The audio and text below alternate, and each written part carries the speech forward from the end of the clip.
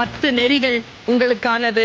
1, வெற்றி பெறும்போது யாரிடத்திலும் பேசாதே. Don't talk when you are nearing your victory. வாயை மூடிக்கொண்டிரு. Shut your mouth. உன் திட்டங்களை குறித்து யாரிடத்திலும் பேசாதே. நிறைவான முடிவுக்காக காத்திரு. நீ சொல்றதுக்குள்ள இன்னொருத்தன் அதே ப்ராஜெக்ட கொடுத்துருவான். சேலாத்.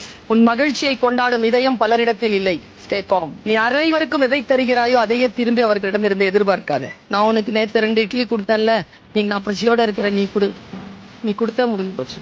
ஒவ்வொரு நாள் கண்விழிக்கும் போதும் நேற்றைய தினத்தை விட சிறந்த வேலை ஒன்று இன்றைக்காக உனக்கு இந்த கல்லூரியில் காத்திருக்கும்.